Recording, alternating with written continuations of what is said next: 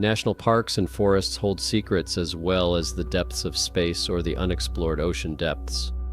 From the misty slopes of the Great Smoky Mountains to the deserted canyons of Idaho, from the desert near Area 51 to the icy trails of Alaska, people disappear as if they have been erased from the map.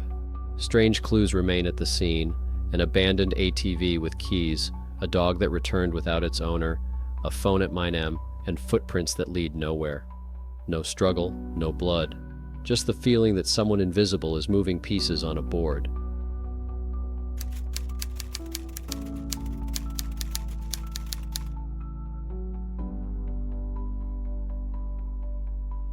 The mysterious disappearance of Mike Herren in the Great Smoky Mountains remains one of the unsolved cases that raises many questions.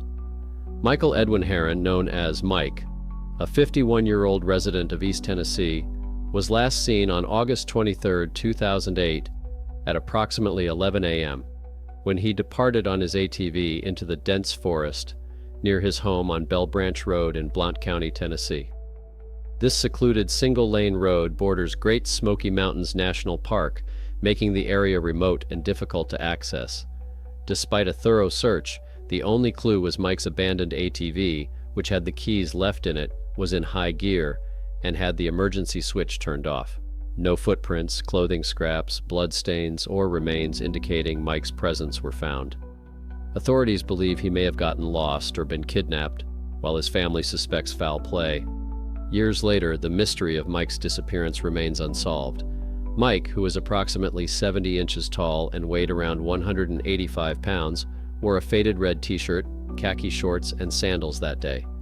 He had distinctive features: a snake bite scar on his leg, a surgical scar behind his knee, a tattoo on his lower back, and several dental crowns. Despite mild hypertension, Mike was in good physical shape. A native of East Tennessee, he graduated from Lane High School, where he played football. He then worked as a gardener for the Parks Department. He founded the successful construction company Mike Herren Builders, where his sons, Matt and Andy, also worked. In 2007, the company sold most of its assets, avoiding financial difficulties during the 2008 crisis. Mike knew the Happy Valley area well, owned a 100-acre farm with cattle, and enjoyed caving and hiking in the Great Smoky Mountains National Park. Happy Valley is a small community of about 500 people located in a narrow valley on the northwestern border of the park. The Great Smoky Mountains National Park, covering 522,419 acres, encompasses the Blue Ridge Mountains and straddles the border between Tennessee and North Carolina. Founded in 1934 and officially opened in 1940, it attracts approximately 12.5 million visitors annually, making it the most popular national park in the United States. The Appalachian Trail, connecting Georgia and Maine, runs through it. On the morning of August 23, 2008, Mike called his son Andy around 9:30 a.m. to say he was leaving his apartment in Maryville to pick up a lawnmower and trailer to mow the grass at the Happy Valley property. He also left a voicemail for Matt with the same information.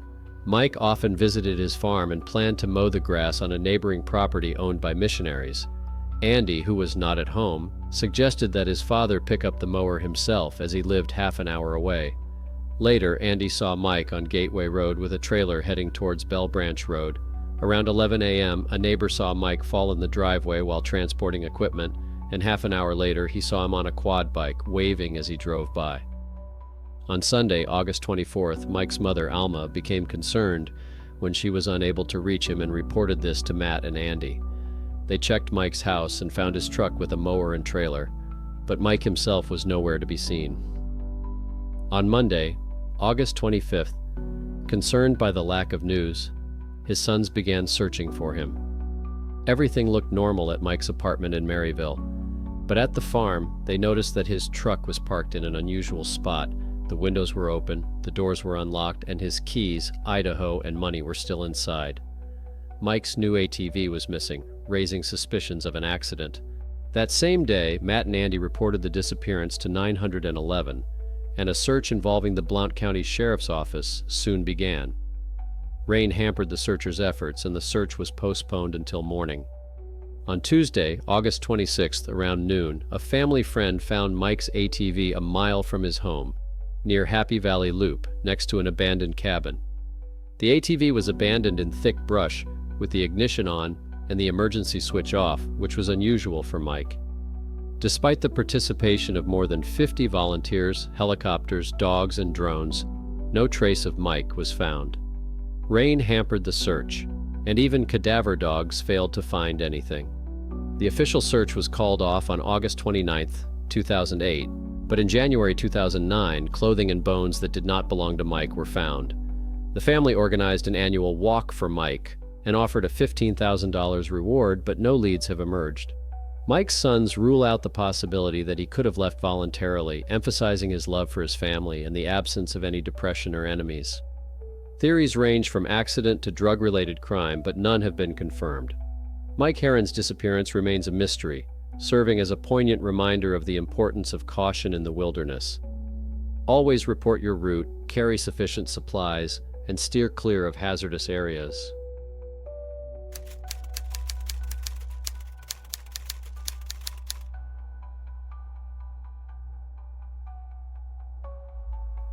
The disappearance of Todd Hofflander and his faithful dog Ruby in the wilderness of Idaho is a story that began as a tragic loss and 10 years later turned into a mystery. The case is full of contradictions and unresolved questions, prompting speculation about what really happened in that desolate wilderness. In late summer 2010, 39-year-old Todd Hofflander, along with his friend Jeff and their black Labrador Ruby, went on a hike in the Seven Devils Wilderness in Idaho. Their goal was to scout the area before the upcoming deer hunting season. During the hike on September 27th, Todd injured his knee, forcing him and Jeff to split up. Todd and Ruby headed for the McGaffrey cabin via an easier route, while Jeff continued on to the Snake River. They agreed that Jeff would return for Todd by boat. Unfortunately, when Jeff and his father Steve arrived at the cabin, Todd was not there. Despite an immediate search, they were unable to find him, and as darkness fell, they were forced to return. The next day, September 28th, they contacted the sheriff's office, which immediately launched a large-scale search and rescue operation. The search, which involved helicopters, foot patrols with horses and mules, and dog teams, continued for 18 days. The rugged terrain with its steep slopes, cliffs, and dense vegetation made the operation considerably more difficult. Despite all efforts, no trace of Todd was found. On October 6th, a man named Tom Lindsay contacted the sheriff's office and, using dowsing, claimed that Todd was near Barnard Creek. According to him, Todd was alive and should be in the first ravine to the right of the creek. Unfortunately, this information was not taken seriously. On October 15th, something amazing happened. A group of tourists stumbled upon a black Labrador. The dog had no collar or backpack, but behaved as if it responded to the names Todd and Ruby. It soon became clear that it was indeed Ruby, alive and well. Attempts to use her to find Todd were unsuccessful. During the investigation, the police questioned Jeff. His story was corroborated by photos from their hike, but he failed a polygraph test, which aroused suspicion. During the interrogation, Jeff also said that Todd had his late father's .44 Magnum revolver with him. Shortly thereafter, Jeff's father Steve interrupted the interrogation, and Jeff left the police station. Todd's wife Julie said that Todd's relationship with Jeff and Steve was strained, and she felt that Jeff sometimes behaved awkwardly. She also mentioned that Jeff was cruel to his dog, which reflected negatively on him. In addition, Julie hired a psychic detective who suggested that Todd had been accidentally shot and buried elsewhere. But this version was not confirmed either. Almost 10 years passed before there was a new twist in the case. On April 27, 2020, a hunter discovered human remains, a backpack, and a camera in the Barnard Creek area. The site was approximately 200 feet from the trail on which Todd was believed to have been walking. Among the items found were a backpack and other items that Todd's wife confirmed belonged to him. Only partial skeletal remains were found. Due to the dense vegetation, the location where the remains were found was difficult to spot from the air. It is worth noting that there were no animal tracks on the clothing, which ruled out the possibility of an animal attack. However, Todd's revolver and boots were never found.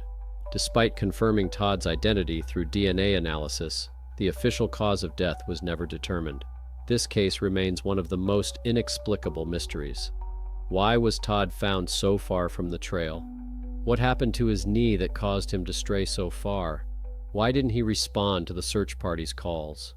Particularly intriguing is the fact that his dog Ruby was found alive and well in an area that appeared to have been thoroughly searched.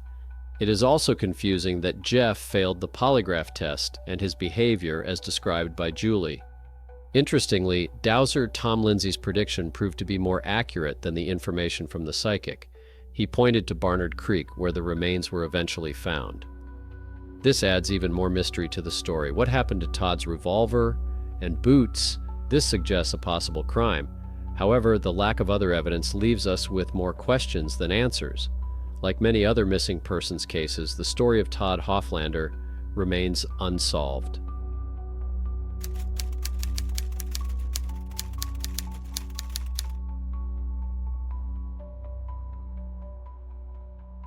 Located in the heart of the Appalachian Mountains, Great Smoky Mountains National Park is not only the most visited national park in the United States, but also the site of one of its most mysterious and tragic stories.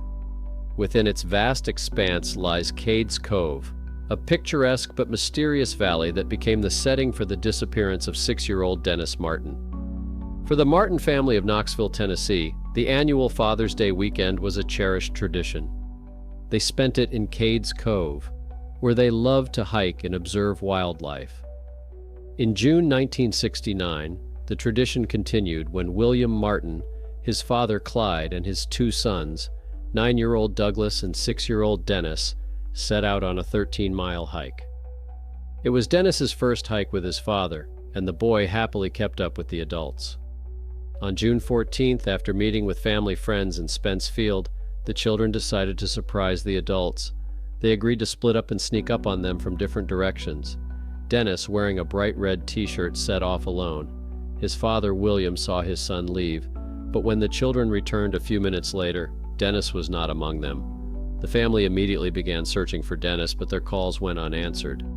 When it became clear that the boy was missing, his grandfather Clyde set off on a long hike to reach the nearest ranger station and report the disappearance. By the time he arrived at 8:30 p.m., 4.5 hours had passed since Dennis's disappearance, and another complication had been added to the search operation. A severe storm had begun. The Great Smoky Mountains National Park lacked a clear plan for large-scale search and rescue operations. This led to a chaotic, uncoordinated search involving more than 1,400 volunteers, including Boy Scouts and rescue teams from neighboring states. The lack of coordination and the sheer number of people involved likely rendered any potential clues useless. As the search continued, numerous theories and assumptions emerged, including those from psychics and people who claimed to have supernatural abilities. One psychic claimed that Dennis had fallen down a steep slope, while another suggested looking for him in the trees. All of these theories proved to be dead ends. The FBI got involved. Agent Jim Wright investigated the possibility of kidnapping. Still, he found no evidence of enemies or suspicious individuals connected to the family. However, the Martin family noticed an unidentified man named Mr. Cooper, who was acting suspiciously in the search area.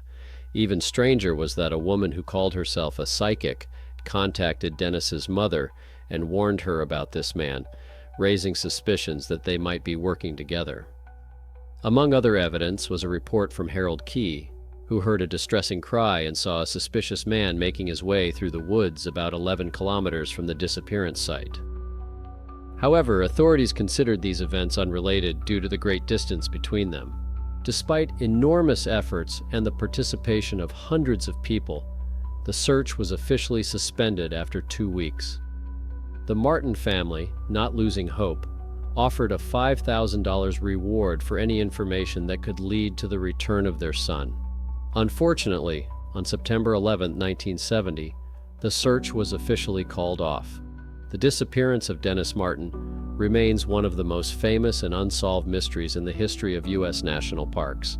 The lack of definitive clues has led to a multitude of theories, including death by wild animals, hypothermia, or even kidnapping. In 1985, ginseng hunters stumbled upon remains believed to belong to a young boy. Still fearing arrest, they did not report it immediately. When they finally called the police nearly 2 decades later, the search yielded nothing. The tragedy of Dennis Martin led to significant changes in the National Park Service's search and rescue procedures, which ultimately helped save many other lives. However, for the Martin family, these reforms came too late and their son was never found.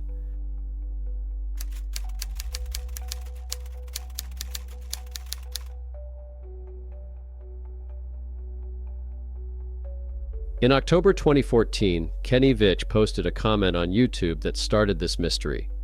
He claimed to have discovered an unusual M-shaped cave near Nellis Air Force Base.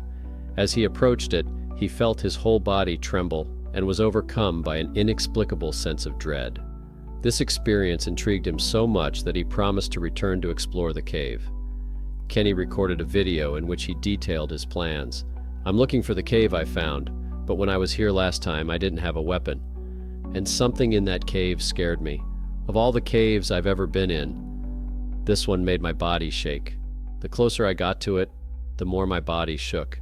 And I said to myself, okay, I'm not going in there now, but someday I'll be back."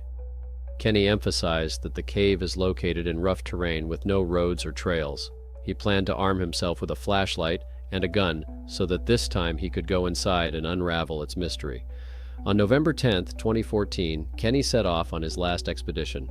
When he did not return, a search operation began.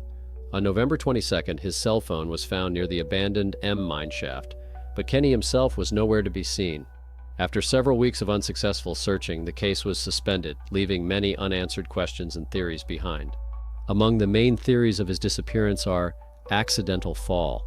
He could have fallen into one of the numerous mine shafts or suffered from the harsh desert conditions, extreme temperatures, dehydration, or disorientation. Some speculate that he may have encountered dangerous individuals, such as drug dealers or smugglers. Perhaps Kenny decided to start a new life, leaving everything behind. Others believe that paranormal phenomena may have been involved. This theory is fueled by the fact that Kenny was looking for a cave in the so-called UFO Valley, not far from the famous Area 51 and Nellis Air Force Base. Fans of paranormal phenomena believe that Cave M may have been linked to unexplained events that led to his disappearance. The tragic story of Kenny Veach serves as a sobering reminder of the dangers that wild nature can hold. His YouTube video is still watched by people seeking answers. The mysterious Cave M has never been found, and Kenny Veach's disappearance continues to haunt the minds of those who believe there is more to it than just an accident.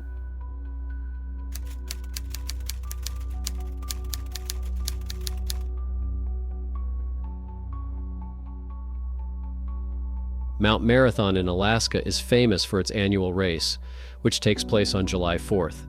This grueling 3-mile race features a steep climb and descent, with an elevation gain of approximately 3,000 feet.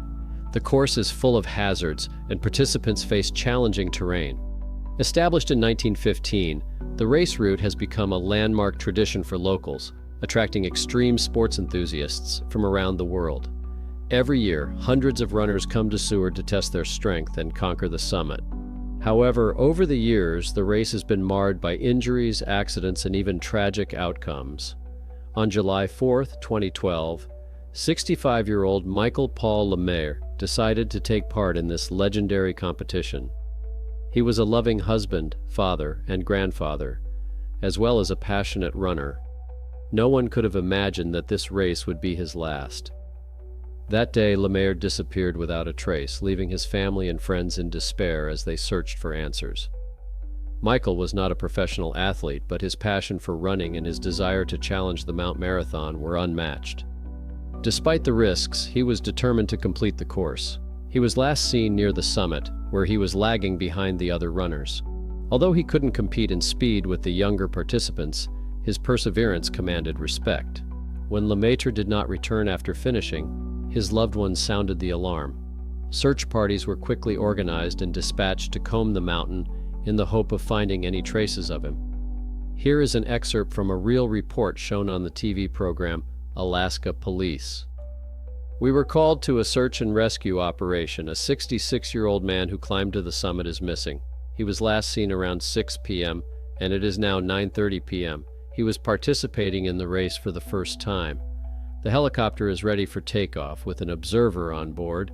He was last seen near the summit, close to two cliffs where the height reaches 300 feet. The terrain there is hazardous. Time is running out. In 1 hour, the temperature will drop to 39.2 degrees Fahrenheit. We have about 40 minutes of daylight left.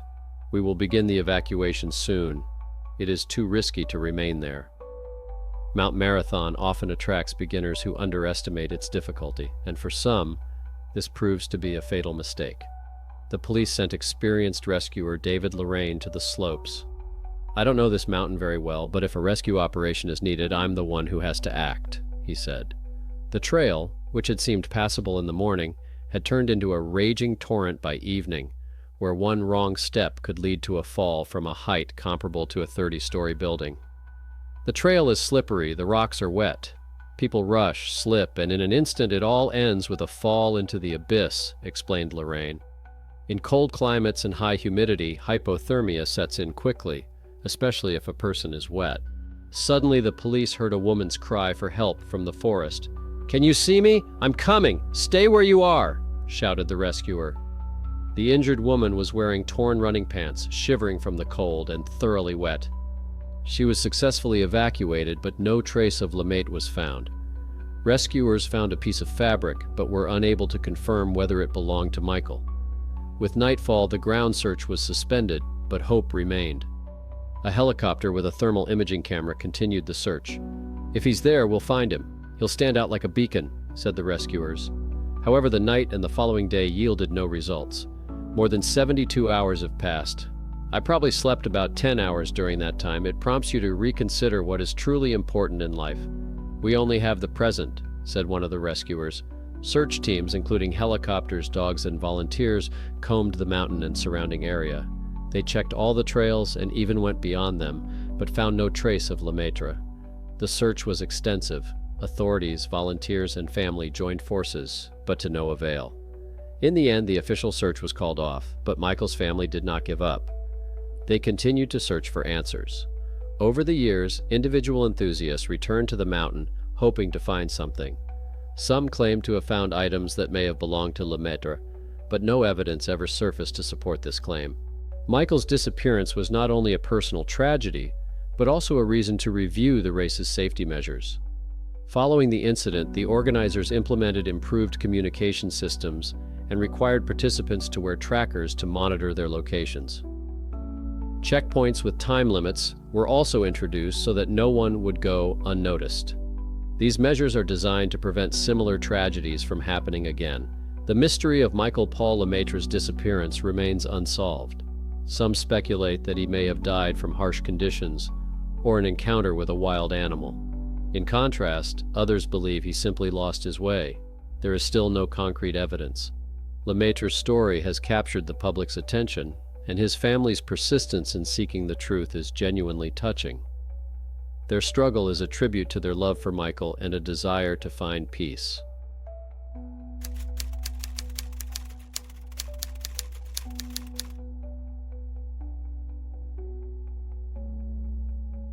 Gail Stewart went missing around 10 a.m. when her son, concerned about her lack of communication, reached out to friends for help. One of them, following his intuition, went to a hiking trail in the Coughlin Mountains near Reno. The area is popular with local hikers due to its many dirt trails. Still, Gail was found in an unusual place, on a steep slope where hikers rarely venture. The 64-year-old woman's end up on the dangerous ledge remains a mystery. It is believed that she may have fallen and, in an attempt to save herself, grabbed onto a nearby tree. In an incredible turn of events, a small group of friends and relatives found her 400 feet from the trail. A 28-person rescue team arrived at the scene around 9:15 p.m. and managed to evacuate Gail within half an hour. At the time of her rescue, she was unresponsive, suffering from hypothermia, missing one shoe, and had serious leg injuries. Fire Chief Reno Seth Williams called the rescue a miracle. According to him, her son's friend decided to check the slope, suspecting that Gail might have fallen there. That's when they heard her faint cry of "help," the last words she uttered before losing consciousness. "Our department handles about 50,000 calls a year, and this case stands out," Williams said. "I arrived at the scene with my family and volunteers. Gail had been missing for 12 hours. The place where she ended up was unusual, a steep slope comparable to an extreme ski slope.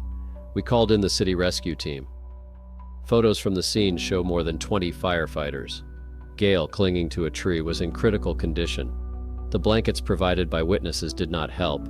She had almost stopped shivering, which indicated severe hypothermia. Paramedics and emergency crews provided her with first aid. Despite her injuries and the loss of one shoe, she survived. My son's friend went to that slope for no particular reason, called out to her, and heard a response. It was touch and go," Williams added. The rescue took just over 30 minutes, and Gail was taken to the hospital where she made a full recovery. However, the story took an even stranger turn. Exactly 1 month later, on March 14th, Gail went missing again. This time she was spotted in a parking lot near the bypass bridge, located 470 miles from Reno near the Hoover Dam. According to park officials, she went for a walk to take pictures. But Gail did not return to the car. Unlike the first time, she was not found for several hours. That day she was wearing a black long-sleeve shirt, black leggings, and black shoes, but she had neither a phone nor an ID with her. Gail is described as a woman who is 5 feet 8 inches tall and weighs about 125 pounds. 2 disappearances in such a short period of time have caused alarm among family, friends, and authorities. The National Park Service has set up a hotline to gather information. The search continues, but there is no news of Gail's whereabouts. Her first rescue is considered a miracle, and her loved ones are hoping for a repeat of that outcome. Gail Stewart's story has captured the public's attention with its mystery.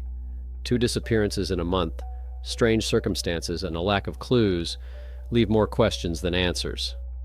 This case serves as a reminder to be vigilant when hiking, especially in remote areas. As the search continues, Gail's family remains hopeful that she will be found alive and unharmed. And that's it. These stories serve as a reminder that even the most familiar places can conceal deadly mysteries. People go into the mountains, deserts, and forests, and never return. All that remains are fragments of evidence and eternal questions without answers.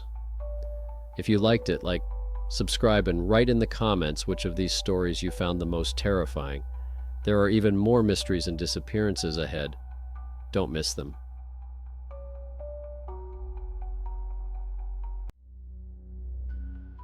Majestic mountains and endless forests beckon adventurers with the promise of freedom and unforgettable challenges, but sometimes wild nature, in its silent and merciless beauty, does not let its guests go. What causes experienced hikers, who know every step they take, to disappear without a trace? What secrets lie behind the strange, illogical clues left on deserted trails? From the snow-capped peaks of the Sierra Nevada to the mysterious depths of Crater Lake, these stories are about those who took a step into the unknown and never returned, leaving behind only one agonizing question: what really happened?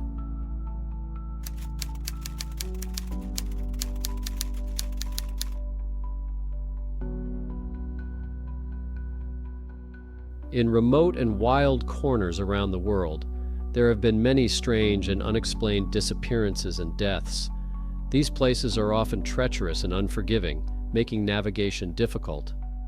Despite the risks associated with traveling to these wild places, there are times when mysterious clues and eerie circumstances defy logic. One such unusual case occurred in Crater Lake National Park in Oregon. Crater Lake National Park, located in Klamath County, is part of the majestic Cascade Range in southwestern Oregon. The area is characterized by vast forests, fields of wildflowers, peaceful meadows, and high cliffs and peaks.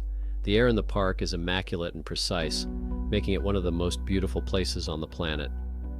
The centerpiece of the park is Crater Lake itself, a gorgeous body of water with a deep azure color. The lake covers an area of 21 square miles and has a maximum depth of 1,949 feet, making it the deepest lake in the United States and the 9th deepest in the world. It is a caldera lake formed after the 12,000-foot Mazama volcano erupted and collapsed approximately 7,700 years ago. Despite its beauty, this place has witnessed many unexplained and strange disappearances. One man disappeared in the wilderness of Crater Lake National Park, leaving behind only strange clues and unusual remains that defy simple explanation. The circumstances of his disappearance and subsequent discovery have led many to believe that something supernatural or inexplicable is happening in this remote and beautiful wilderness. In 1975, 19-year-old aspiring photographer Charles McCullough was captivated by the majestic Crater Lake National Park, which was covered in snow at the time. McCullough left his home in Virginia in 1974 to embark on a photo expedition across the country. He traveled by bus, stopping at various places along the way to go hiking, seek adventure, and take pictures for his photojournal.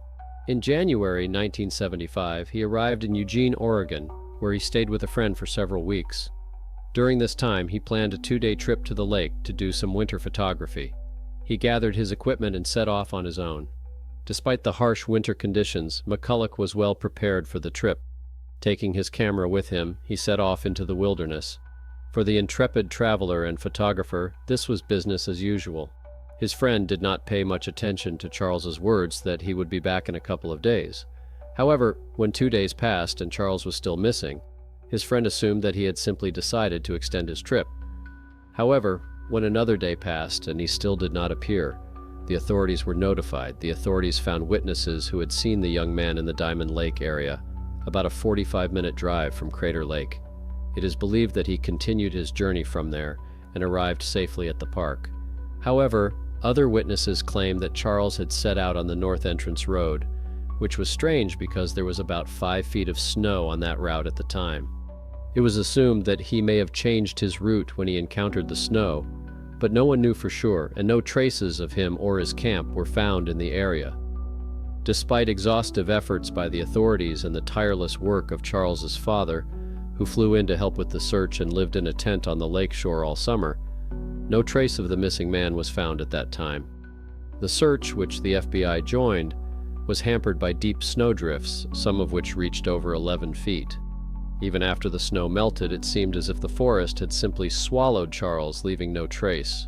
The lack of evidence gave rise to much speculation about his disappearance, ranging from the possibility that he had changed his plans and left the park on his own to the assumption that he had been the victim of a crime. Charles's friends and family leaned toward the crime theory, and the involvement of the FBI seemed to confirm their suspicions.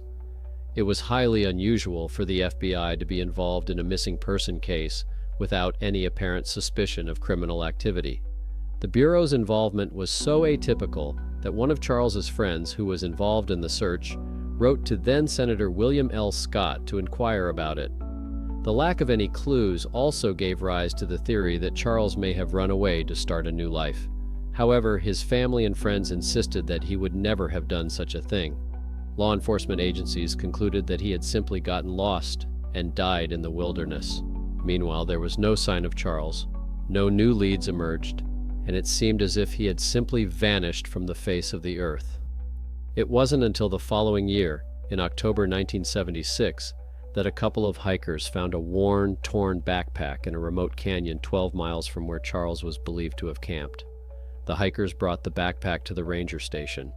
In a side pocket, they found a set of keys to a Volkswagen, the same make of car Charles had. Sensing a breakthrough in the case, the Rangers compared the keys to a photocopy of Charles's car key and found that they matched perfectly. A horse patrol was immediately dispatched to the area where the backpack was found, near Baby Creek. Soon, human remains were found near the creek, and although it seemed that this was the last piece of the puzzle, from that moment on the story became even stranger. Nearby, the search party found a pair of jeans on a log. Surprisingly, the jeans were in good condition, despite having been exposed to the elements for a considerable amount of time. However, there were no traces of a shirt, jacket, or boots nearby. Broken toe bones were found in the socks, which were still inside the pants' legs. There was also nothing inside the jeans except for one broken shin bone. Adding to the mystery, the belt on the jeans was unbuckled, and the fly was unzipped, which could indicate that the man had taken them off. Strangely, the rest of the body was nowhere to be found. One of the rangers described it as if the man had just melted away. The search party also found the top of the skull and several bone fragments located about 12 feet from the jeans. Despite a thorough search of the area, no other remains of Charles were found, and all of his clothing, except for his jeans and socks, was missing. No personal items, such as a wallet or camera, were found in the area either. The condition of Charles McCullough's remains was not only strange, but also raised many questions about how he ended up in that location. The area was remote and rugged, making it virtually inaccessible, especially during heavy snowfall, which was the case at the time of his disappearance. The fact that he was able to walk 12 miles from his supposed campsite on foot without shoes in such conditions was puzzling. Furthermore, it was unclear why he needed to go to this place in the first place. The missing clothing only added to the mystery. Authorities explained this phenomenon as paradoxical undressing, where a person suffering from hypothermia experiences a sudden rush of heat and begins to remove clothing in an attempt to cool down in icy conditions. However, this theory did not explain the condition of his remains. The authorities ruled Charles McCullough's death as natural, stating that his body had been torn apart by wild animals after his death. However, his family did not accept this explanation. His brother Steve expressed his distrust of the authorities' decision, saying that the broken shin bone could indicate something else, a crime. Steve believed that Charles may have hitchhiked with someone who stole his money and camera equipment, shot him, and disposed of the body in the most remote part of the park, hoping that by spring the animals would destroy all the evidence. The mysterious disappearance and death of Charles McCullough remain unsolved to this day, leaving his friends and family with unanswered questions and lingering suspicions. Despite the strange circumstances in which his remains were found several miles from his camp and in an advanced state of decomposition, authorities closed the case, declaring his death the result of exposure to the elements. This story underscores the importance of a thorough investigation and exploration of all possible scenarios, including potential foul play. It also emphasizes the importance of effective communication between law enforcement and the families of missing persons. Finally, it serves as a reminder of the value of community involvement and the tireless efforts of volunteers in search and rescue operations. The story of Charles McCullough serves as a warning to hikers and outdoor enthusiasts about the importance of sharing their plans, including their intended route and expected return time, as well as any alternative plans in case of an emergency. Hikers should also be aware of the signs and symptoms of hypothermia, especially in high-altitude areas.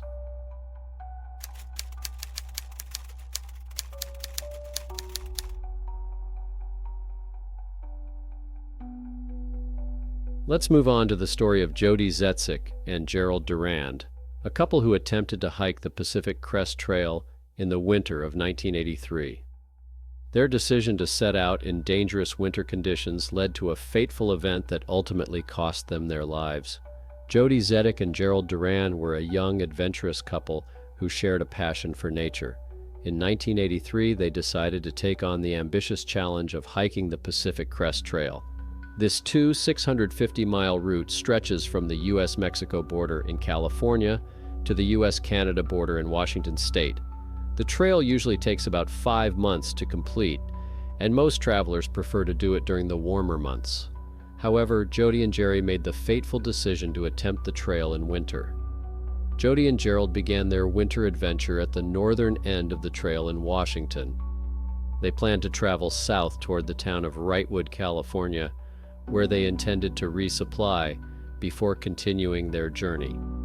As they progressed along the trail, they encountered freezing temperatures, snowstorms, and dangerous terrain. Despite these difficulties, the couple continued on, determined to complete their hike. As Jody and Gerald approached Wrightwood, they made a critical mistake. They mistakenly descended into the wrong canyon, which led them to terrain that was much steeper than they had expected or were prepared for.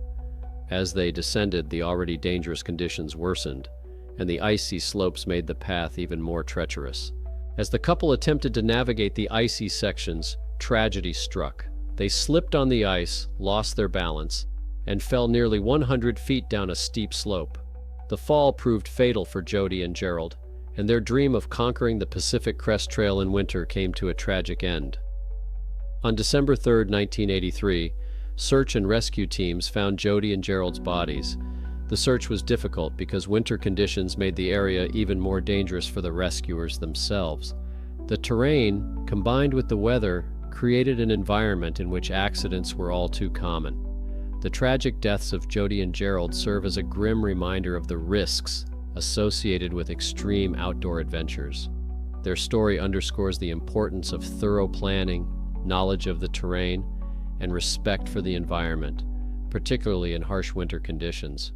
The hiking community has learned several lessons. One is the importance of knowing your limits.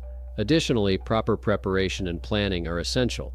Another lesson is the importance of having the right equipment. In this case, the couple would have benefited from equipment such as crampons, ice axes, and ropes, which would have helped them navigate the icy slopes more safely.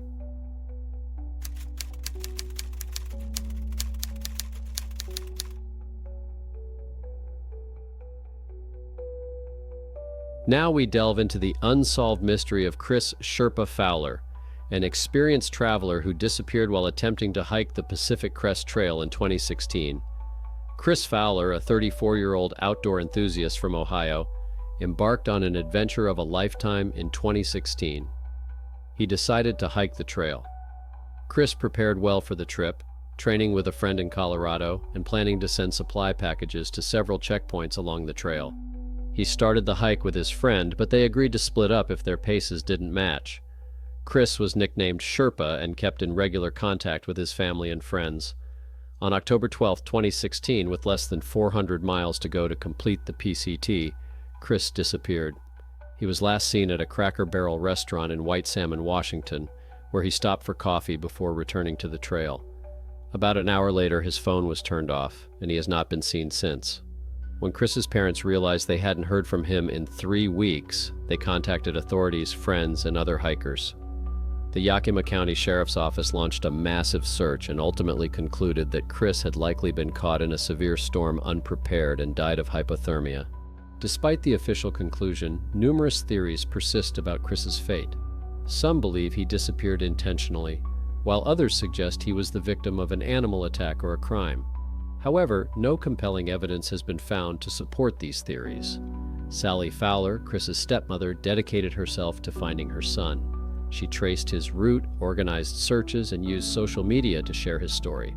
Thanks to her dedication, she has become a vital member of the hiking community, promoting safety measures and supporting the families of other missing travelers. In collaboration with the family of another disappeared traveler, David O'Sullivan, Sally founded the Fowler O'Sullivan Foundation. The foundation assists families of missing travelers in the search process, provides them with resources, and supports initiatives aimed at preventing new cases of disappearance. Despite years of searching, Chris Fowler remains missing. His stepmother and the hiking community continue to hope that he can still be found.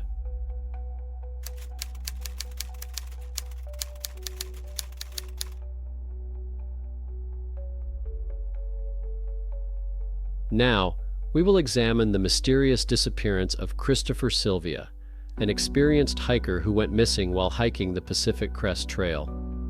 Chris Sylvia was a 28-year-old traveler who was last seen on February 16, 2015. He was wearing brown hiking boots, a dark jacket, and green pants. On February 12, 2015, he set out on a hike along the PCT from Formanza Valley, California. On February 16th, he called his friend and roommate Min Kim to arrange a meeting to transfer his belongings near Warner Springs, at a Buddhist temple on Chicago Valley Road. Chris never arrived at the agreed location. His friend did not report him missing until February 24th, when Chris failed to reach his final destination. Later, other hikers found a sleeping bag, a sleeping pad, and a backpack that appeared to belong to Chris, as well as his identification, about 13 miles north of Highway 79. On March 3, 2015, the San Diego County Sheriff's Office called off the search for Chris due to weather conditions. By that time, he had been missing for 2 weeks. It is important to note that this is not the type of terrain where a body could easily be hidden. Cougars inhabit the area, but they are shy animals that usually avoid contact with humans. This case is quite mysterious.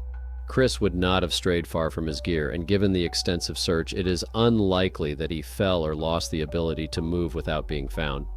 There is no evidence of a problem with crimes against hikers in this part of the trail, and the distance from the border makes it unlikely that he could have encountered drug traffickers.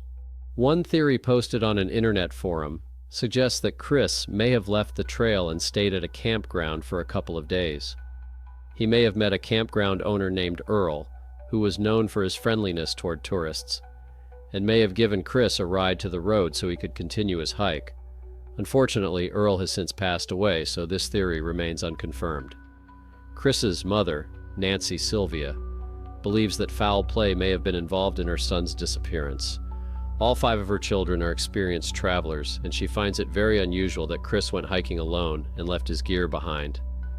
Min Kim, Chris's neighbor, said, "All we can do is hope that he is okay and try to remember as many happy moments with him as possible." Despite the passing years, Chris's loved ones continue to search for answers. If you have any information about the disappearance of Christopher Sylvia, please contact the San Diego Sheriff's Department. Your help could provide much-needed closure to Chris's family and friends. The mysterious disappearance of Chris Sylvia remains an unsolved case, leaving many questions unanswered. His loved ones are left with memories and an unwavering determination to uncover the truth.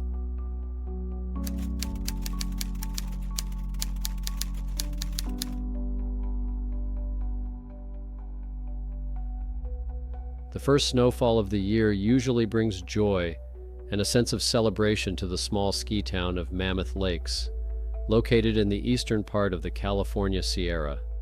However, the snow that fell in early October 2013 was a depressing omen for those searching for the missing man from Pennsylvania.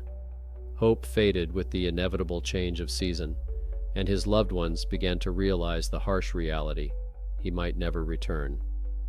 More than 2,500 miles away, his family struggled with a painful battle between despair and optimism, feeling utterly helpless on the other side of the country while their own daily lives continued. 3 months earlier, in July, the 39-year-old high school math teacher had left his car at a repair shop in Mammoth for repairs. He had come to the area for a summer climbing vacation when his car's cylinder head gasket blew. The friends Green was traveling with went home, and Matthew planned to drive to Colorado to join another group of friends for more climbing as soon as his car was ready. "I may have to spend the rest of my life here in Mammoth," he wrote in a joking message to a friend. As the repairs dragged on, his frustration grew, and with it, his desire to continue his journey. Since then, there has been no word from Matthew Green. He last spoke to his parents on July 16, 2013, but did not tell anyone about his plans for the next day. He never picked up his car from the repair shop. His tent at the campground remained neatly packed, and his credit cards and phone have not been used since. Matthew had a habit. When he went hiking, he would tear out the pages of his guidebook that described the routes he planned to take. Instead of carrying the whole book with him, he would take only a few pages and, upon his return, paste them back in as if they were trophies. The only clue found was a few torn pages from a mountaineering guidebook that pointed to the Minarets area and the Ritter Range and Ansel Adams Wilderness. At that time, Mammoth Lakes was experiencing sunny weather with above-average temperatures. On July 29, 2013, Matthew Green was officially declared missing. His body has never been found. According to the FBI and the National Crime Information Center, more than 600,000 missing persons reports were filed in the United States in 2013. By the end of the year, nearly 85,000 of those cases remained unsolved. At the time of his disappearance, Matthew Green was the only person listed as missing in Mammoth Lakes. In January 2014, his family filed a declaration of death in Pennsylvania. Still, the case remains open with the Mammoth Lakes Police Department. Most people assume that Matt was the victim of some kind of accident in the mountains, possibly a fall, said his friend John Greco, whom he met in California. However, all of his friends agreed that Matthew was an experienced, skilled, and extremely cautious climber. Matthew Green was born on September 8, 1973, to Robert and Patricia Green and was the second of 4 children. He grew up in rural Pennsylvania, where he developed a love of nature from an early age. He was a Boy Scout and often went hunting and fishing with his father. Growing up in the wilderness of Franklin Township was a real blessing, Green wrote in a 1999 letter to his sister, Tiffany Minto, while serving in the Peace Corps. I came out of there with a sense of independence, a love of nature, and a determination to succeed in school or anything else. As a child, Green often took his sister fishing and target shooting at the lake, where they stayed until the bugs started to bother them. They went hiking together, even in the harsh winters typical of the Northeast. The ice didn't slow him down at all. I could barely keep up with him, Minto recalled. Green loved running, competed in track and field in high school, and ran the Boston Marathon several times as an adult. In his farewell speech at his high school graduation, Green urged his classmates to take risks. It is time to achieve our current goals and set new ones that we will overcome in our future journeys and endeavors. No matter where they take us, we must not hold back our youthful imaginations. We must not be afraid to take risks. And above all, we must live life to the fullest, he said in his speech. Green continued his education at Clemson University in South Carolina, then transferred and graduated from Pennsylvania State University. From 1998 to 2001, he was a Peace Corps volunteer, teaching in Papua New Guinea. He wrote letters to his sister regularly, giving her advice about life, college, and relationships. All the relationships you have in life can be divided into 3 categories: people who push you forward, people who pull you back, and people who do neither, he wrote. He also wrote to friends recounting his adventures. For example, he wrote about a 6-hour hike to repair a radio transmitter that turned into a 9-hour journey through dense thickets and mountainous terrain, where he had to cross a roaring 100-foot waterfall and carefully descend countless valleys. In his letters, Green not only discussed his work and research, but also reflected on life and its deeper meaning. It is sad when people reach that point in their lives when passionate pursuits no longer prevail over the daily routine, he wrote. I don't know why our minds always gravitate toward rationality.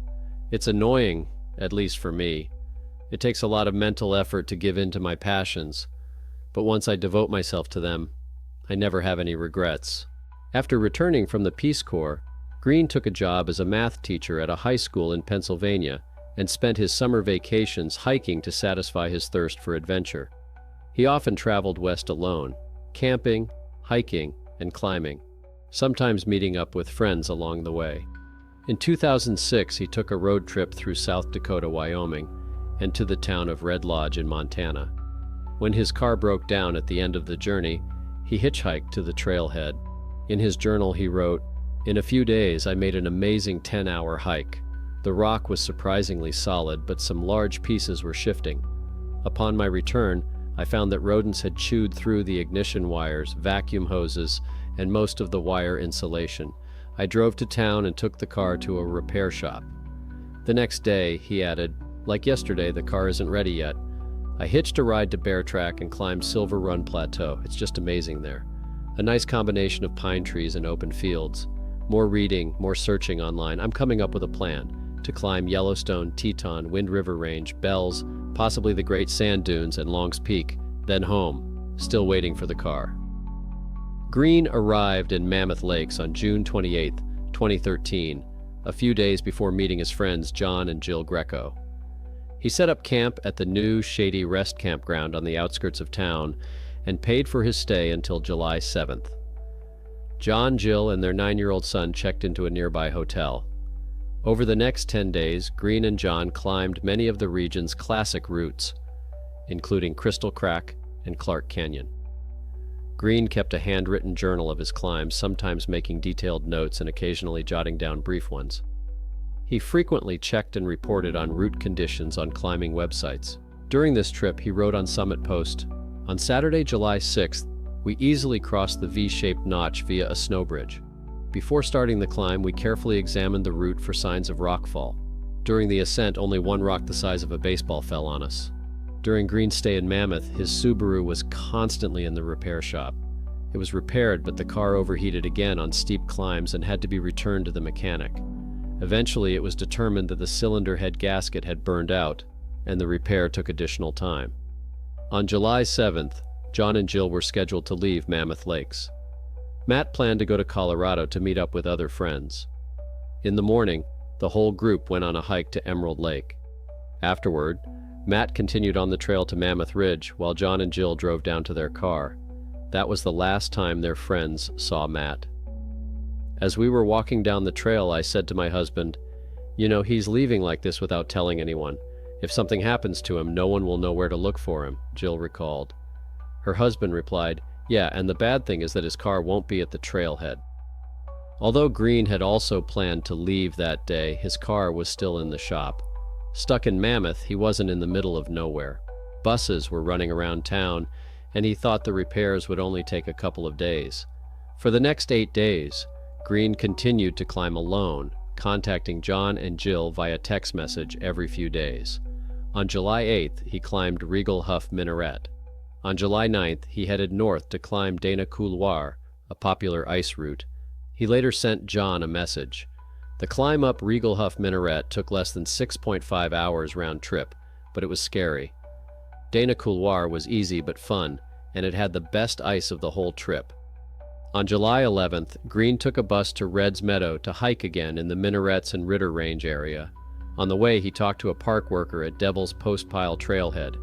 They discussed climbing Ritter Mountain, Banner Peak, and Clyde Minaret. Matthew wasn't sure of his route for that day, but he ended up climbing Clyde Minaret, which is 12,280 feet high.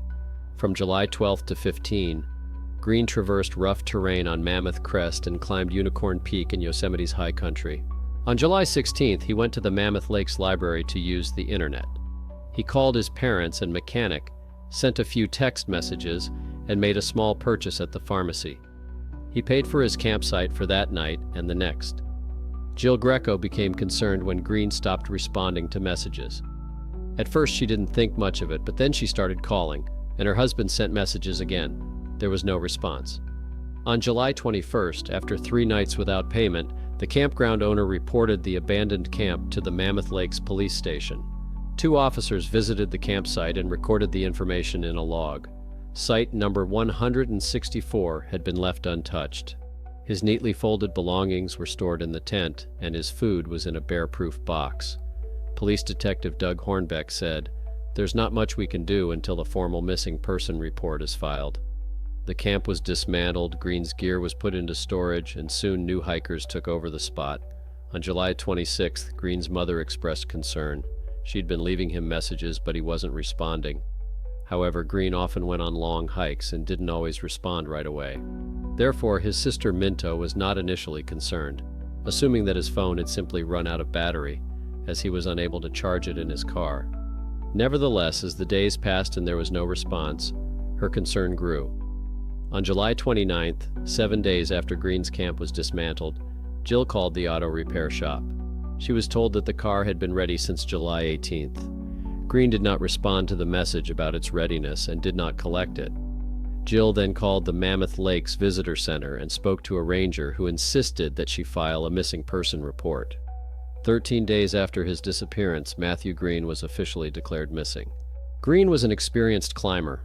His list of ascents, recorded on Summit Post, looked like a professional's resume. Friends said he was a skilled ice climber who planned his trips carefully and didn't take unnecessary risks. More than 2 weeks after Green's last conversation with his parents, Detective Hornbeck requested information about his phone from Verizon. The company concluded that the phone had been turned off for an extended period and could not be tracked. The last signal was registered by a cell tower on Mammoth Mountain on July 16th. According to the detective, the signal created a triangle with vertices in Fresno and June Lake, indicating that the phone was in a region that consists mainly of the Ansel Adams Preserve. The Mammoth Lakes Police Department found no evidence of foul play. The possibility of suicide was quickly ruled out.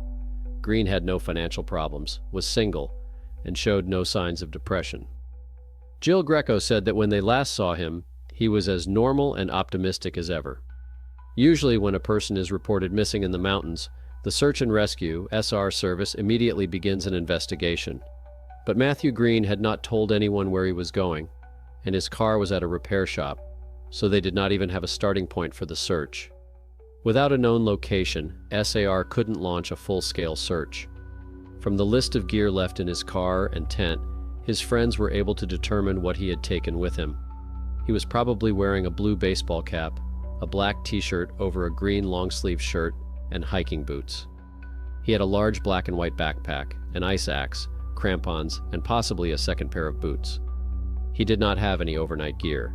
Since he did not have a car, his only options for getting to the trailhead were to walk, hitchhike, or take public transportation. Chapter 12, which mentioned the minarets, had been torn out of a guidebook found among his belongings. Despite being unable to launch a full-scale search, the Ranger Service sent teams to the minarets area on training missions. They checked the registration books at the mountain peaks, and a helicopter flew over the area. Detective Hornbeck worked with the U.S. Forest Service to contact hikers who had permits to stay overnight in the region. If anyone had spoken to Green on the trail or given him a ride, that person never came forward. Green's family hired a private company to conduct aerial surveys of the area. They recorded 100 gigabytes of data, which was later examined but showed no signs of Matthew. Detective Hornbeck followed every lead, including calls from psychics around the world. A pair of glasses was found near Green's parking spot, but the prescription did not match the owner's. The police questioned tourists and employees of the auto repair shop, but no one had any specific information. What upset his loved ones the most was that such an experienced person did not share his plans with anyone. A simple text message saying, "Hey, I'm going climbing in the minarets today," would have solved a lot of problems, said Detective Hornbeck. Green's sister created a Facebook page, gave interviews, and friends posted information on climbing forums. Discussions began, and various theories were put forward. What makes the minarets so attractive to climbers also makes them dangerous. The Ritter Range is composed of metavolcanic rocks which, unlike granite, crumble easily and are not as strong. They form pointed reliefs rather than smooth stones. Several years have passed, but no trace of Matthew Green has been found. In August 2014, tourists who were his camping neighbors returned to the area, saw a missing person poster, and called the police. They said they had invited Matthew to go hiking with them, but he refused. He did not say where he was going, or they did not remember. Since Green was carrying an ice axe and crampons, it is logical to assume that on July 17, 2013, he was heading for Mount Ritter. The Southeast Glacier is the most famous snow route in this range and was described in the torn-out chapter of the guidebook. However, even for the most experienced climbers, climbing Mount Ritter in a single day is a remarkable feat. At the time of Matt's disappearance, I had a strong suspicion that he had gone to Mount Ritter, but after thinking about it, I'm not so sure anymore, said John Greco. I don't think the climb itself would have been particularly appealing to Matt. It's more of a hard slog with limited technical challenges. An animal attack is unlikely, as no evidence of such an incident has been found. In all likelihood, Matthew Green died as a result of an accident during the climb. Perhaps on his last day, he decided to climb the highest mountain in the region. But there is no solid evidence of this. If he were hitchhiking, he could have ended up anywhere. Green's close friends and climbing partners traveled to Mammoth Lakes themselves in August 2013 to search for him. Dean Rosnow, a former member of the Search and Rescue Service, spent nearly 30 days searching for Green, focusing on the minarets but later leaning toward Ritter and Banner. In such a vast search area, what we're looking for is so small that to find it you literally have to step on the evidence, Rosnow said. When snow fell in 2013, the search was suspended. The family received a death certificate to settle his affairs. There was no memorial service.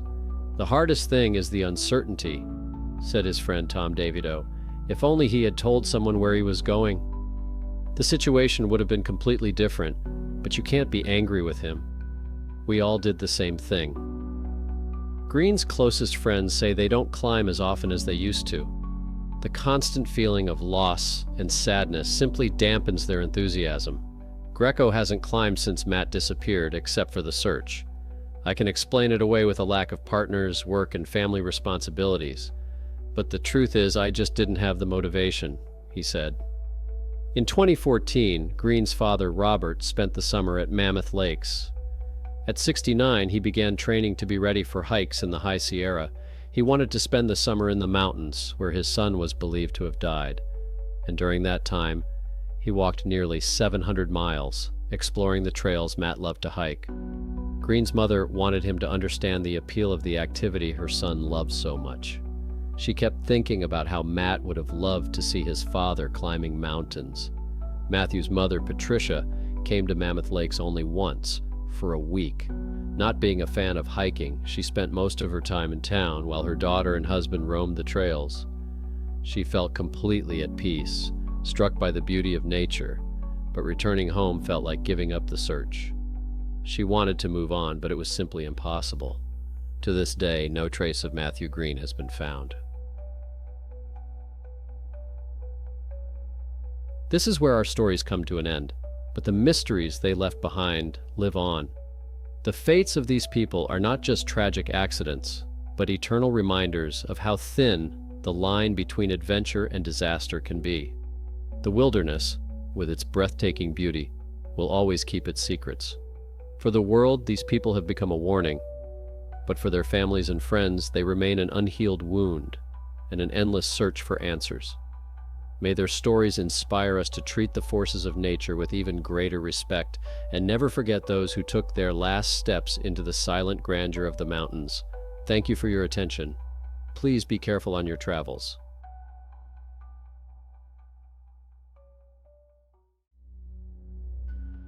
People go into the mountains and never return.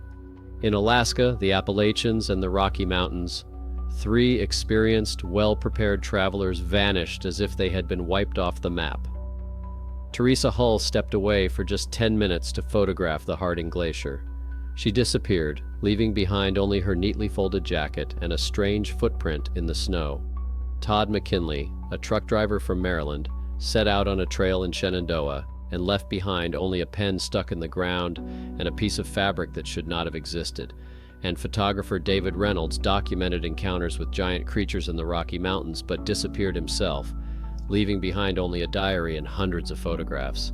These stories have one thing in common: the more clues rescuers found, the fewer explanations remained.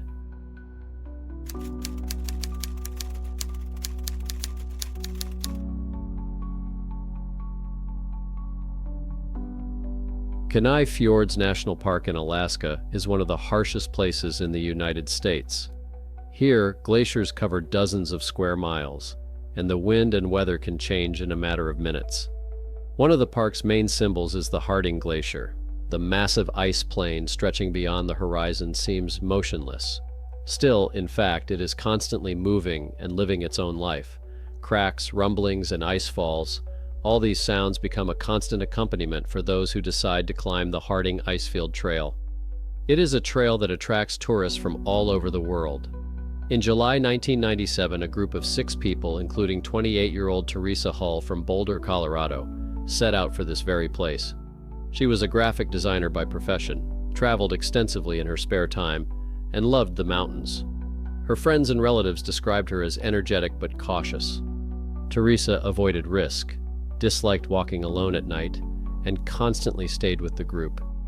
Her loved ones noted one peculiarity about her. She was an amateur photographer and often lingered to capture the perfect shot. That day, the group climbed to the observation deck in the late afternoon. The weather was surprisingly straightforward, although a cold wind continued to blow on the glacier. The tourists took a break, admired the panorama, and took pictures. The Harding Icefield, stretching for tens of miles, was bathed in pink and orange hues in the sunset. At that moment, Teresa said words that would later appear in reports and memoirs. "I'm going down for 10 minutes to take pictures of the glacier in the sunset." She walked down the slope, promising to return quickly. She had only her Canon camera and a small bag with her. She left her jacket and gloves behind. No one thought her departure was unusual. It seemed like just another one of her impulsive acts, driven by a desire for photography. But she did not return after 10 minutes or an hour. When almost an hour had passed, they began to call her, first quietly, then louder. No one answered. 2 members of the group went down the trail but did not see her. Night was falling, and by 9 o'clock in the evening they realized that the situation was serious. At 9:30 p.m., the first call was made to the Ranger Service. By midnight, the first National Park Service employees had arrived at the observation deck area. In the first hours of the search, they found a strange clue. Teresa's jacket was lying on a rock near the trail. It was neatly folded, and her gloves were inside the pocket. The items were dry, despite the weather having deteriorated sharply that evening, with snow and rain beginning to fall. It looked as if the items had been placed there later, at a more favorable time. The next day, the searchers stumbled upon another detail. On a patch of wet snow, slightly lower down the slope, they saw a wide, indented mark, shaped like the imprint of a human hip or side. It looked as if someone had been sitting or lying there for a long time. But there were no footprints nearby, neither approaching nor receding. The snow was even and smooth, with no signs that anyone had disturbed it at that spot. A slight nighttime snowfall could not completely hide a chain of tracks in such a short time. This discovery puzzled even experienced rangers. The imprint was photographed and recorded in the report as an unexplained observation. In the days that followed, the search expanded. A helicopter from Anchorage made several flights over the glacier, and rangers and volunteers walked dozens of miles along trails and side branches. Search dogs were also brought in, but their work yielded no results. Several times the dogs picked up the scent of her jacket, but it broke off just a few feet away. It was as if Teresa had reached that spot and disappeared. Her friends gave identical statements. Teresa had gone downhill for a short time, without her backpack, without food, without her jacket, and no one had seen her since. No one heard a scream or saw a fall. She simply disappeared before the group's eyes. Official versions began to take shape in the first week. The first and most obvious, an accident. Perhaps Teresa slipped and fell into a crevasse or fell off a slope.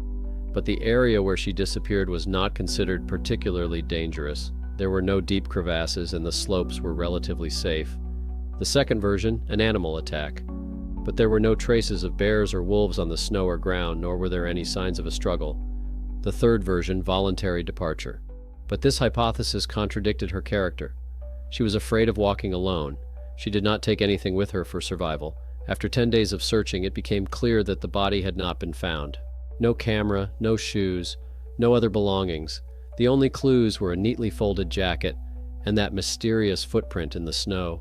Teresa's family arrived on the 4th day. Her father told reporters, "She was afraid of walking at night. We don't believe she left on her own. Something happened." Her mother added, "If she had fallen, we would have found her near the trail. But she's not there. It's like a nightmare." By the end of the second week of searching, the operation was called off.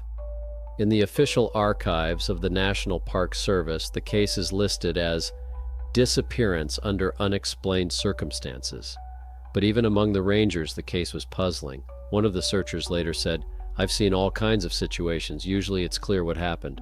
Someone slipped, fell, and was swept away by the river. But here nothing adds up.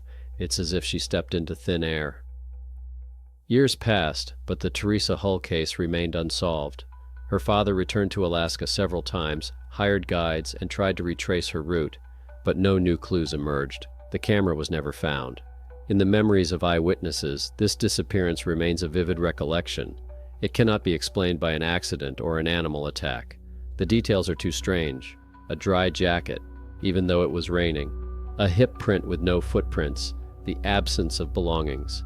Teresa Hull disappeared before her friends' eyes, leaving behind only a few inexplicable clues. Her body was never found.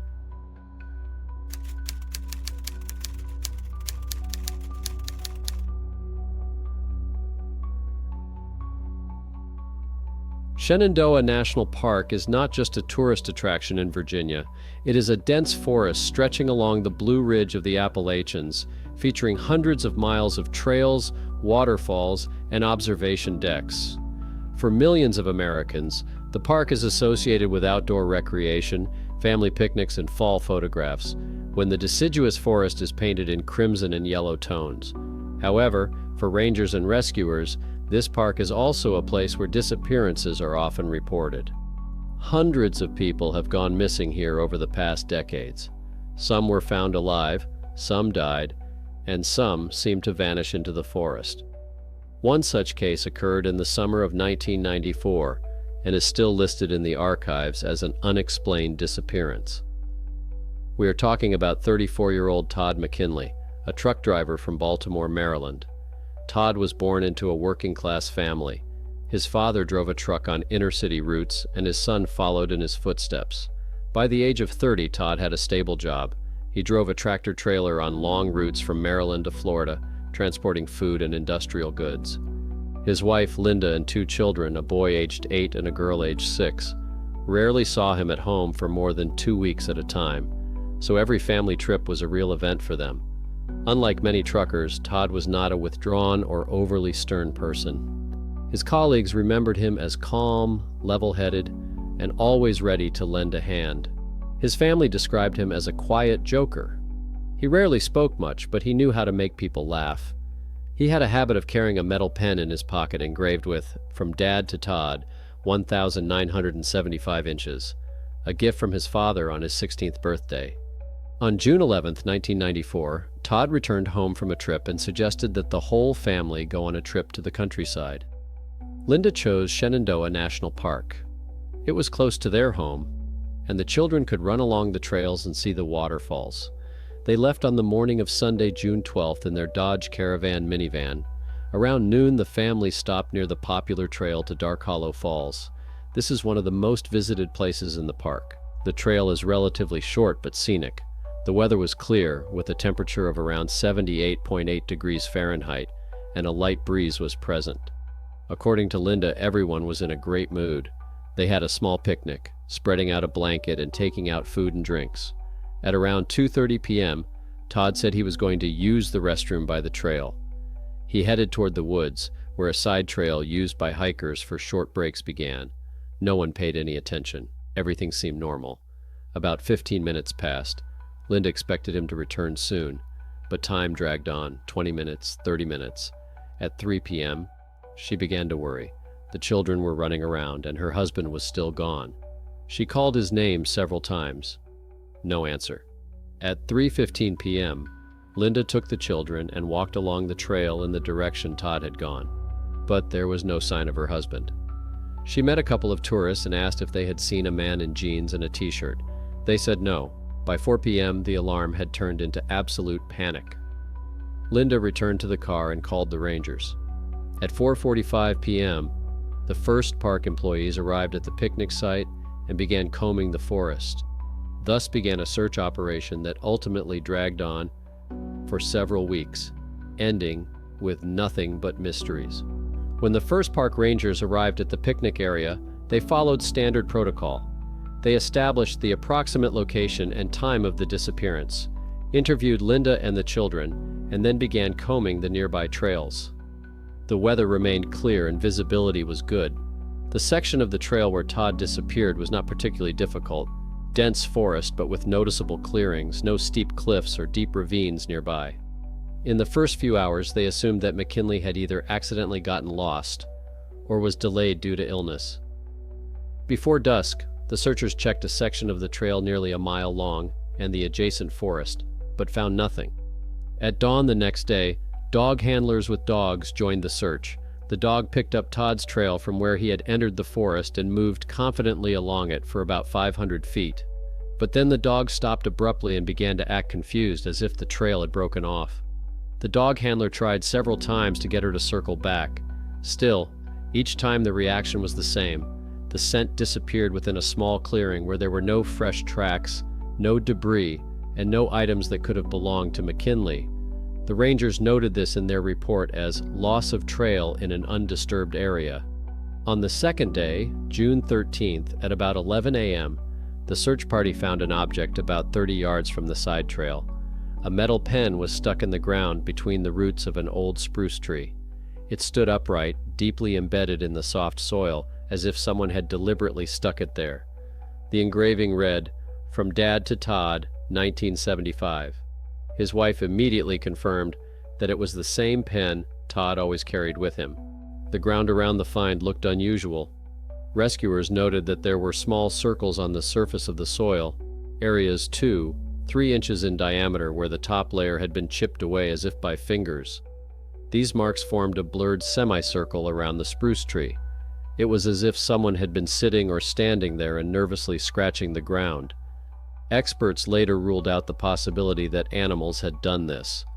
Claws leave different marks, and these indentations looked like human fingerprints. The discovery caused the searchers great concern. On the one hand, it was the first confirmed piece of evidence. On the other hand, it was too strange. The pen, stuck vertically, did not look like an accidental loss, but like a gesture or a sign. Linda was shocked when she heard about it. It wasn't him. Todd would never have done that. If he dropped something, he would have picked it up. He was meticulous to a fault. That same evening, additional forces joined the search. According to official data, by the end of the third day, approximately 70 people were involved in the operation, including rangers, state police, volunteers, and dog handlers. On the third day, June 14th, the search party stumbled upon another clue. A piece of fabric was hanging from a branch of a fallen tree, about half a mile from where the pen was found. At first glance, it looked like an ordinary rag, but upon closer inspection, it turned out to be a piece of fabric with traces of blood on it. Analysis confirmed that Todd's DNA was present on the fabric, but the origin of the fabric puzzled the experts even more. It was coarse cotton, typical of clothing from the mid-20th century. The specialists consulted by investigators claimed that such fabrics had ceased to be produced in the 1950s. Nevertheless, the fabric looked as if it had been hanging on the branch for only a few days. There were no signs of decay or heavy wear. This discovery was the culmination of the first week of the search and raised more questions than it provided answers. Despite combing the Dark Hollow Falls area for dozens of miles around, including ravines, stream beds, and rocky cliffs, Todd McKinley's body was never found. There were no documents, keys, wallet, watch, nothing.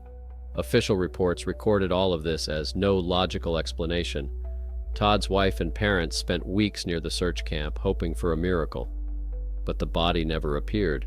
No clothes, no shoes, no documents, nothing else was found.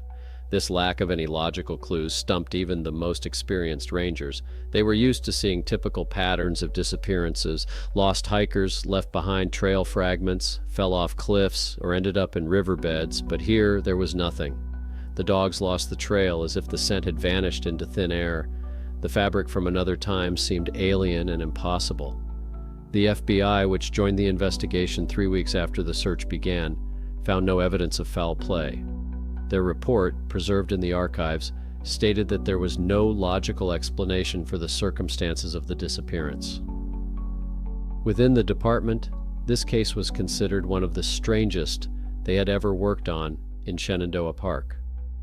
Todd's family tried to uncover new details until the late 1990s. Linda visited the park every year on the day of his disappearance, sometimes taking her children with her, who grew up without a father. She wrote to newspapers, called TV shows, and tried to draw attention to the case. But the official version remained unchanged. The man disappeared under unexplained circumstances and his body was never found.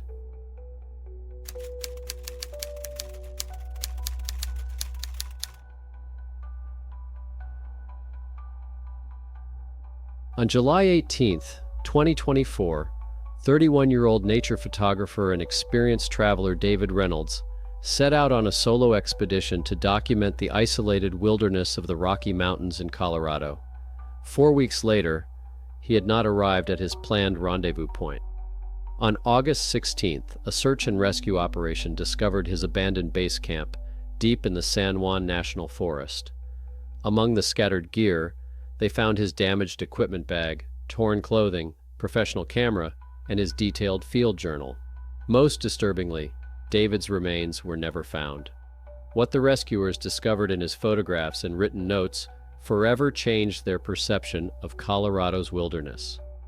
David Reynolds, a native of Denver, Colorado, was an experienced wildlife photographer whose images had been published in Outside Magazine and Wildlife Photography International. With more than a decade of wilderness experience and a survival certification, David was renowned for his meticulous planning and cautious approach to solo expeditions. He successfully captured some of the most remote places in the western United States. from the wilderness of Montana to the deserts of Arizona. Colleagues described him as a methodical, rational person who never took unnecessary risks. His photographic work focused on capturing unusual animal behavior in untouched ecosystems, and he often spent months alone in isolated locations to capture the perfect moment. The destination for this particular expedition was a section of the San Juan National Forest known locally as Whispering Canyon. This is an unspoiled wilderness area covering approximately 12,000 acres in the center of the Rocky Mountain Range. Characterized by dense coniferous forests, steep canyons, and extensive cave systems, this area remains largely unexplored due to its challenging terrain and unstable weather conditions. Historically, this region has been associated with mysterious phenomena and sightings of strange creatures, including numerous reports of encounters with Sasquatch since the 1980s. Local Native American communities consider specific areas of the canyon to be sacred land and traditionally avoid certain places, referring to them as the domain of mountain guardians. On August 16, 2024, forest officials received notification that David had not arrived at his planned meeting place near Crystal Lake. Authorities immediately launched an extensive search operation, focusing on the route David had detailed in his wilderness permit. More than 50 people participated in the operation, including forest rangers, county sheriff's deputies, and volunteer rescue organizations. Aircraft equipped with infrared detection systems scanned the forest canopy. At the same time, ground crews tracked all known trails and streams in the region. After 8 days of intensive searching, the operation was temporarily suspended due to the approach of a dangerous weather front. The combination of heavy rain, thick fog, and perilous terrain made continuing the search perilous for rescuers. Despite David's documented survival experience and his possession of a complete set of emergency equipment, authorities were increasingly concerned for his well-being. The notoriety of Whispering Canyon, which even experienced hikers find confusing, combined with the unforgiving terrain conditions, created the perfect conditions for disaster. The discovery came on August 24th, when a search dog led investigators to a hastily abandoned camp about 10 miles from David's last confirmed location. The scene was disturbing. His shelter had been partially destroyed and moved several feet from its original position. Hiking gear was scattered over a large area, and deep scratches on the surrounding trees indicated that something with extraordinary strength had been present. Most significant was what they found in his damaged equipment bag. A high-quality camera containing more than 250 photographs and a canvas-bound notebook documenting all of his expeditions. David intended to spend 4 weeks recording the diversity of the Whispering Canyon ecosystem, paying particular attention to rumors of unknown primate species inhabiting the region. His route was to take him through some of the most secluded parts of the forest, following prehistoric animal trails and stream valleys rarely visited by humans. According to his notebook, David was drawn to the area by stories from local guides and tourists who claimed to have encountered something inexplicable in remote parts of the canyon. The first entries in David's notebook revealed his characteristic methodical style and genuine enthusiasm for the expedition. July 18th, perfect conditions for the start of this journey. The entry point was utterly empty. Since leaving the trailhead 4 hours ago, I haven't met a single person. The forest here is surprisingly ancient, with some of these pine trees clearly over 400 years old. I've already taken some fantastic photos of a family of beavers who, by all accounts, are entirely unafraid of human presence. This place seems untouched by modern society. July 20th. 3 days have passed and I have already penetrated deeper into the wilderness than most people will ever be able to. I found what appears to be an old tribal trail marked with stacked stones. It is definitely not on modern maps. There is absolute silence here, broken only by the rustling of the wind in the branches and the distant cries of wild animals. There is a lot of wildlife here. I noticed fresh moose tracks, countless deer tracks, and what may be bear droppings. Although the camera is huge, it works well in cool temperatures. July 22nd, I set up base camp near a clear mountain stream that is not on my maps. This canyon exists in its own biosphere.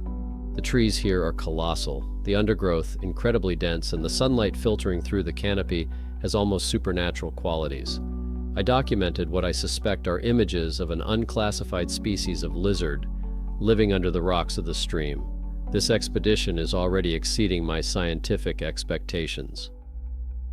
July 24th. Something remarkable happened today.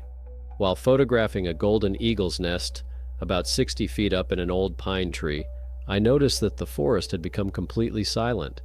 No birds singing, no insects chirping, nothing. This lasted for about 15 minutes, and then everything gradually returned to normal. In my experience, this usually signals the presence of a large predator. This morning, I found giant footprints near my camp. They are definitely not from a bear, moose, or any other species I'm familiar with. The prints are about 20 inches long with 5 distinct toes visible. I'll make casts tomorrow if I find more. These calm, scientific observations changed dramatically on July 26th, when the tone of David's diary entries shifted from curious excitement to growing concern. July 26th. Last night was disturbing. Around 3 in the morning, I was awakened by a sound like blows against wood. Not the random crackling of branches, but a rhythmic, deliberate sequence. I heard a series of blows, then a pause, then a few more. The sounds emanated from different directions, as if separate sources were communicating with one another. When I got out of the tent with my headlamp, everything instantly fell silent. This morning, I found several more huge footprints, much closer to the camp than before. They seem fresh, possibly left overnight. July 28th. I'm starting to feel like I'm being watched. It's a constant feeling that's hard to ignore, even in the bright daylight. Yesterday, while photographing what I thought was a moose in a distant clearing, I realized that the figure was too tall and was moving with an unusual vertical gait. By the time I adjusted my zoom lens for a clearer image, it had disappeared into the forest. Only a dark figure is visible in the photo, but its size does not match that of any known animal in this area. My logical mind wants to explain this as a figment of my imagination, seeing figures that are not really there, but my intuition tells me otherwise. July 30th. Something remarkable was recorded. However, I am still analyzing what I saw today. Following animal tracks deep into the canyon, I heard something like voices. Not quite human, not quite animal. The sounds were complex, almost conversational, as if coming from a dense grove. About 150 yards ahead, I managed to capture a considerable figure, partially hidden behind ancient trees. The image is somewhat blurred due to the distance and vegetation, but it clearly shows a 2-legged creature covered in reddish-brown fur, at least 8 or 9 feet tall. When it noticed me, it did not run away like a normal animal. Instead, it watched me for several minutes, then turned purposefully and walked away, moving in controlled, almost human movements. The diary entries became more insistent as David documented an increasing number of encounters. August 1st.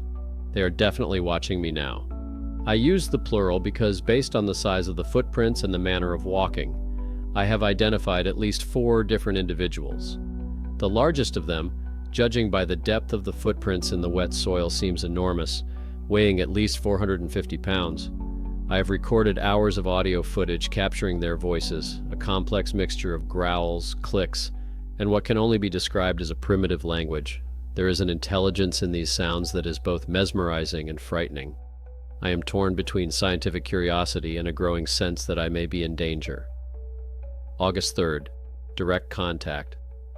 Today, as I was filling my water containers at the stream, I looked up and saw one of them standing on the other side, about 40 feet away from me. We watched each other for what seemed like an eternity. He was clearly assessing me, trying to determine if I was a threat. The intelligence in his gaze was undeniable. This was not just an animal, but something much more complex. I slowly reached for my camera, but he shook his head, clearly indicating that I should not do so. When I lowered the camera, he nodded and disappeared into the forest. I'm beginning to realize that these creatures are far more conscious and intelligent than any wild animals I have ever encountered. August 5th. The situation has escalated. Last night, they came right up to my camp. I counted at least 5 different voices surrounding my shelter and engaged in what sounded like a lively discussion. The voices continued for nearly 2 hours.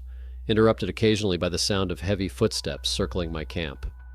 When I peered through a crack in my tent, I saw massive silhouettes moving among the trees. In the starlight, they were discussing something, perhaps what to do about my presence. I've never felt so vulnerable and alone. David's latest diary entries revealed a man caught between scientific curiosity and growing fear. August 7th. I must leave, but I cannot. What I am documenting here could change our understanding of North American wildlife. These creatures are either an unknown species of primate or something even more unusual. I have managed to photograph the changes they have made to their environment. Complex shelters built from intertwined branches, food storage areas, and what appear to be simple tools. The implications are striking. However, their behavior toward me is becoming increasingly hostile. They have started throwing rocks at my camp and displaying threatening behavior. They beat their chests, break branches, and shout loudly. They want me to leave their territory. August 9th. Critical situation. During the night, they stole some of my equipment, food supplies, and one of my water purification devices. It is psychological manipulation designed to force me to leave without direct confrontation. I am now conserving my remaining supplies and will have to start hiking to the meeting place within the next day or two. But I have made an incredible discovery. There are cave paintings deep inside a cave system about 3 miles from my camp. The drawings clearly depict human-like figures alongside animals that correspond to the modern fauna of Colorado. Some of the drawings appear ancient, while others look relatively recent. This suggests that these creatures may have inhabited this canyon for hundreds or thousands of years. The last entry in the notebook was clearly written differently from the previous ones. The handwriting was uneven, as if written in haste, or with a trembling hand, either out of fear or physical exhaustion. Whatever was happening to David was clearly affecting him. August 10th, last entry. I took one last photo and started my hike tomorrow morning. The largest male, whom I call the Chief, has been following me all day. He is enormous, easily 9 feet tall and built like a football player. There is something almost human about his face, but with pronounced brow ridges and a crest on his skull that indicates incredible jaw strength. I noticed that he wears something like a necklace made of animal teeth and precious stones, clear evidence of symbolic thinking and cultural behavior. If I manage to photograph him clearly, it will be definitive proof of the existence of these creatures. The risk is enormous, but the scientific value is immeasurable. When investigators examined David's camera, they found more than 250 photographs documenting his 4-week expedition. The early images were typical wildlife photos, landscapes, wild animals, and plants. However, later photographs showed increasingly convincing evidence of the existence of large, unknown creatures inhabiting Whispering Canyon. Biologists and cryptozoologists who have studied David's evidence have put forward several theories about his fate. The creatures could have forcibly removed David from their territory without causing him physical harm. Some researchers suggest that he could have been taken to a remote location and left there to find his own way out, which may have resulted in his getting lost. A more controversial theory suggests that the creatures may have taken David away to prevent him from revealing their location to the outside world. This would require them to have a level of understanding of human society and the media that would revolutionize our understanding of their intelligence. Despite the lack of physical evidence, it is possible that David died of natural causes or in an accident while trying to capture the creatures on camera, after which his body was hidden or carried away by the creatures themselves. The most unusual theory suggests that David may have decided to stay with the creatures, possibly being accepted into their community. His last entries in his notebook showed a growing fascination rather than pure fear, and his scientific training would have made him a valuable specialist for documenting their culture from within. Professional trackers who examined the abandoned camp noted several unusual features. Footprints taken in the area showed prints ranging from 20 to 24 inches in length, with a distinct toe pattern unlike that of any known North American wildlife species. The nature of the disturbance at the camp suggested a deliberate, purposeful search rather than random animal behavior. Broken branches and damaged trees indicated enormous strength, far exceeding that of any known wild animals in the region. The disappearance of David Reynolds and the clues he left behind reignited scientific debate about the existence of unknown primate species in North America. Whispering Canyon has since been declared a protected research area with access strictly limited to authorized scientific personnel. Several universities have launched joint research projects to study the region using non-invasive methods to search for additional clues. The quality and consistency of David's photographic evidence, combined with his reputation as an experienced and honest photographer, have convinced many experts that his documentation represents genuine encounters with unknown creatures. A primatologist from Colorado State University stated that David's photographs show complex behavior and physical characteristics that would be extremely difficult to fake. The consistency of several images, combined with the documentation in the notebook, is the most compelling evidence of the existence of unknown hominids in North America that I have ever studied. Despite an ongoing intensive search, David Reynolds has yet to be found. Whispering Canyon continues to attract researchers, adventurers, and those hoping to unravel the mystery of his disappearance. His camera and notebook remain the most significant evidence in modern cryptozoological research, offering an intriguing glimpse into a world that may exist beyond human understanding. In his last entry in his notebook, David wrote, "If anything happens to me, know that I died pursuing the greatest discovery of our time. These creatures are real, they are intelligent, and they have shared this continent with us for much longer than we could have imagined. The forest holds secrets that could change everything we think we know about evolution, intelligence, and our place in the natural world."